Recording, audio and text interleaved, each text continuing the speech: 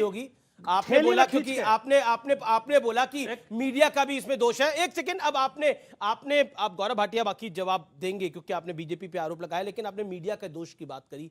जोधपुर में अगर हिंसा हो तो उसे रिपोर्ट नहीं किया जाए, करौली में अगर शोभा यात्रा निकल रही है उसमें पत्थरबाजी हो जाए, पेट्रोल बम निकले तो उसे रिपोर्ट नहीं किया जाना चाहिए। हनुमान जयंती पर जहांगीरपुरी में अगर हिंसा हो और वहां पर पेट्रोल बम चले, पत्थर चले, डंडे चले तो उसे रिपोर्ट नहीं किया जाना चाहिए। आप सनी हो। एक सेकंड सर, एक सेकंड। हैदराबाद में एक युवक को उसकी बीवी के सामने, क्योंकि उसका धर्म कुछ और था, उसे मार दिया जाए, वो रिपोर्ट नहीं होना चाहिए। वो दौर हिंदुस्तान से जा चुका है, ना आएगा ना कोई आने देगा, क्योंकि हर खबर जरूरी होती है। इसलिए मैं इस आरोप को अपने लिए तंगा समझता हूं, क्योंकि रिपोर्ट करना मेरी जिम्मेदारी है। चाहे हिंदू मरे, चाहे मुसलमान मरे, चाहे सिख मरे, चाहे ईसाई मरे, खबर जरूर आनी चाहिए। चाहे अखलाक मरे या शिवम मरे, दोनों की खबर जरूरी है। इसीलिए मीडिया आज यहां पर खड़ा है। अमीर जी, इनकी शिकायत जायज है। आप किस विषय पे चर्चा करेंगे, कौन सा बाइट चलेगा? आपको एक बार आजम खान जी से सपोर्ट करते हो, आपकी सपोर्ट करते हैं, खेल क्या है? नहीं देखिए, अब वो आपके बीच में नहीं बोले। अपनी बात कहो, उनकी सफाई क्यों दे रहे हो आप? इनकी सफाई ये देंगे, इनकी सफाई ये देंगे। लेट हिम कंप्लीट अपनी बात कहो आप। देखिए, जब विकेट कमजोर होता है ना तो बेचारा हवा तेज चलती है, लहराने लगता है, कब गिर जाए, वही हाल इनका है। केवल मैंने 10-12 शब्द बोले भैया, 150-200 शब्द बोल गए। 12 शब्दों बाद इन्हें लगा रही गिनती बहुत ये खराब क्या है आपकी। मजबूत खिलाड़ी। मेरा विकेट गिर गया, मुझ पर कटाक्ष ना करें। मैं बिल्कुल आपने बीजेपी पे आरोप लगाया, जवाब क्यों नहीं सुन रहे आप? बड़ी टॉलरेंस है आपकी। आपने बोला बीजेपी है दंगों के पीछे, जवाब तो सुने। अब झूठ बोले। तो अमीर जी, संक्षिप्त में वहीं से उठाता हूं जहां से इन्होंने हटाने का कोशिश किया। अपनी स्क्रिप्ट, डिबेट, पंचलाइंस, कौन रहेगा कौन नहीं रहेगा, एक बार आजम खान से जेल में पूछवा लीजिए, अखिलेश यादव से पूछवा लीजिए, वो बता देंगे। और एक बात तो कसम खा के कह सकते हैं, हिंदू मुस्लिम कभी करती नहीं सपा। इनके तो मैनिफेस्टो में नहीं लिखा कि आतंकवादी अगर मुस्लिम होंगे तो मुकदमे वापस ले लेंगे। भत्ता जो लड़कियां हैं ना, ये एक ही आंख से देखते हैं, लेकिन वो आंख कौन सी है? मुसलमान बच्ची को तो हम वजीफा देंगे, हिंदू बच्ची को नहीं। ये करते थे सरकार में, लेकिन आज हिंदू मुस्लिम। और जब ये उस पार्टी के प्रवक्ता थे, चुप हो जाइए, उस समय प्रवक्ता थे समाजवादी एक बड़ी बात आपके मन से उठाता हूं। देखिए, अभी हमारी बहन ने भी कुछ कहा। आज नागराजू हमारा भाई था, उसकी केवल एक गलती थी, उसको प्यार हुआ तो एक मुस्लिम लड़की से हुआ। उन्होंने शादी करी और उन्होंने वहां की सरकार से तेलंगाना में सुरक्षा मांगी कि मुझे धमकी आ रही है। लड़की का भाई जो मुसलमान था, उसने चाकू घोप घोप के उसे मार डाला, वीडियो चल रहे हैं। आपने क्या सुना? हैदराबाद के ओवैसी, उनकी नाक के नीचे को हुआ एक बयान। राहुल गांधी, सोनिया गांधी, ममता बनर्जी, अखिलेश यादव नहीं बोले। मालूम है क्यों? जान की कीमत इससे तय होती है विपक्षी पार्टियों के लिए कि धर्म हिंदू है या मुसलमान है। मुसलमान है, लोकतंत्र खतरे में है, इस्लाम खतरे में है, हम मर जाएंगे।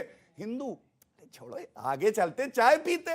ये इनकी राजनीति है। इसीलिए जो युवा बैठे हैं इनको नकारते हैं, लात मारते हैं। दूसरी बात, आपने कहा ना ये धर्म, आप मुझे ये बताइए, गर्व से कहता हूं आज मैं हिंदू हूं और सबसे ज्यादा सहिष्णु हूं। इनके ताजिए निकले, सॉरी इधर से नहीं, इधर वो मुस्लिम पार्टी के ताजिए इनके निकले, हिंदू ताली बजाएगा, देखेगा, खुश होगा। हमारा हिंदू नववर्ष करौली में पत्थर मार रहे हैं, रामनवमी दंगे हो रहे हैं, अभी हनुमान जयंती दंगे हो रहे हैं। आप मुझे ये बताइए, इनके त्योहार अच्छे से सौहार्द से बनते हैं, हमारे पे पत्थर मारे जाते हैं, तो हनुमान जी की पूंछ पे पैर रखोगे ना, लंका जला देंगे, याद रखना। ठीक है, अब आपने अपने वक्तव्य को रख दिया। मैं रुक करता हूं आपका। Shiv Sena ultra right wing party होती थी, शायद तब आप प्रवक्ता थे या नहीं थे, मैं नहीं जानता। Ultra right wing party Shiv Sena होती थी। यानी जब बाबरी मस्जिद का ढांचा गिरा, तब बाला साहब ने बोला कि ये तो शिव सैनिकों ने गिराया और मुझे गर्व है, और मुलायम सिंह यादव का तब एक तंज भी आया था।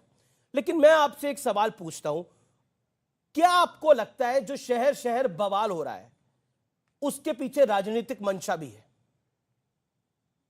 देखिए अमीर जी, इसके विषय में ये कहूँगा कि हमारे देश का लोकतंत्र 4 स्तंभों पे खड़ा है। विधायिका, कार्यपालिका, न्यायपालिका और उसके साथ साथ मीडिया आज वो चौथा स्तंभ है कि जिससे हमारे देश का लोकतंत्र चल रहा है। और हमें ये देखने की जरूरत है कि हमें मीडिया के साथ किस तरह का कोऑर्डिनेशन बनाना है, और मीडिया को भी ये देखने की जरूरत है कि किस तरह के माहौल चल रहे हैं, और जो चीज़ चल रही होती है वही मीडिया दिखाता है। जो चल रहा है उसी पे बात होगी। आपने कहा कि शिवसेना किसी मापदंडों पे थी, आज शायद नहीं है, ऐसा कुछ नहीं है। अगर कोई भी पॉलिटिकल पार्टी, ये राज ठाकरे कह रहे हैं। नहीं, वो राज ठाकरे जी कुछ भी गए, आप कभी वो शिवसेना में होते थे, राज ठाकरे जी कुछ भी गए, लेकिन कोई भी पॉलिटिकल पार्टी का नंबर के आधार पर किसी भी पॉलिटिकल पार्टी के साथ मिलकर के सरकार बनाती है, तो इससे उसकी अपनी विचारधारा नहीं बदलती। नंबर के आधार पर सरकार बनाने का काम सन 90 से ही हर पॉलिटिकल पार्टी इस देश में करती रही है, लेकिन सिर्फ शिवसेना एक ऐसी पॉलिटिकल पार्टी है इस पूरी दुनिया में कि जिसने 25 से 30 साल कभी किसी दूसरी पार्टी के साथ गठबंधन नहीं किया। हमेशा ये चाहा कि बीजेपी की सरकार इस देश में बने और हिंदुत्व के जिस मामले को हम लेके चल रहे थे वो मंसूबे पूरे हो सके, इसीलिए 25 साल। पर बाला साहब ने तो बोला था लाउड स्पीकर के बारे में सबसे पहले, पर जो कानून है सुप्रीम कोर्ट का उसी पे तो पालन किया जाएगा। ठीक है। शिवम त्यागी, सबका आरोप है कि बीजेपी जो है, मतलब विपक्ष का आरोप है कि बीजेपी ये सब कुछ कर रही है अपने सियासी फायदे के लिए। ठीक है, आप क्यों बच रहे हैं? मीडिया को भी गाली दे रहे हैं, लेकिन मैं जनता को इन्वॉल्व कर लेता हूं। अच्छा मुझे एक चीज बताइए, आप सब गाली देते हैं, कोई फर्क का भी जवाब है। जब तक हमें गाली न दे, हमें सर्टिफिकेट नहीं मिलता। बिल्कुल सर्टिफिकेट चाहिए नहीं, लेकिन जवाब होना जरूर चाहिए। आप मुझे एक चीज बताइए, अगर आपका कोई दोस्त आपको रोजाना गाली देता है, रोज गाली देता है, आप उसको बिल्कुल पसंद नहीं करते, तो आप उसके घर जाएंगे क्या? नहीं जाएंगे ना।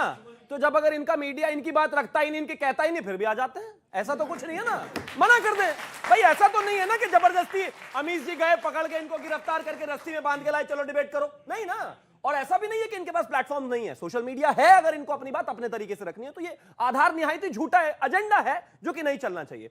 अब आगे आ जाते हैं, इनको हिंदू मुस्लिम के डिबेट से आपकी परेशानी क्यों है? क्योंकि पहले ये होती नहीं थी, लड़ाइयां ऐसे ही थी, लेकिन ये बोलने नहीं देते थे। मैं एग्जांपल देता हूं, 2002 गोधरा कांड में बनर्जी कमीशन की रिपोर्ट बनी। अमीश जी, बनर्जी कमीशन की रिपोर्ट लालू यादव के समय में बनी, रेल मंत्री जब वो थे।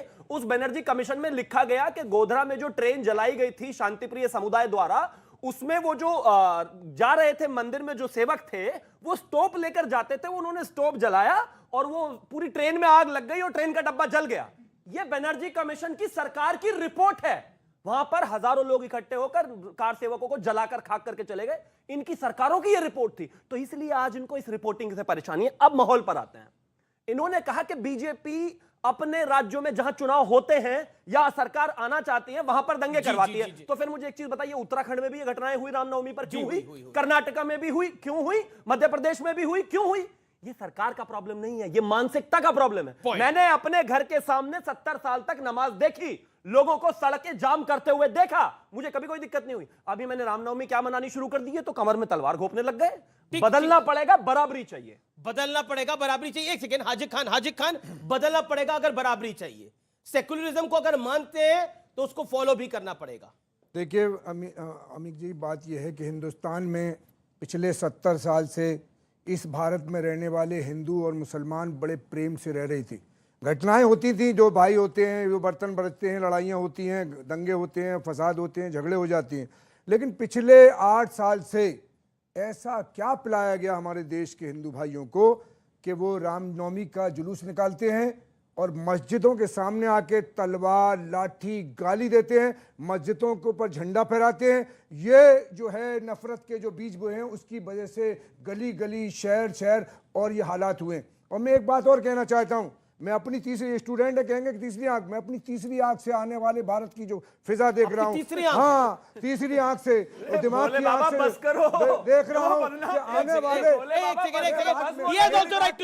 शिवम होल्ड ऑन, आप क्यों कूद रहे? मैं जो अपने जहन से अपनी उसको देख रहा हूँ, आने वाले भारत का जो हालात देख रहा हूँ, अगर ऐसे ही हालात गली गली, शहर शहर बने हुए रहे तो भारत माँ लहूलुहान होगी और उसकी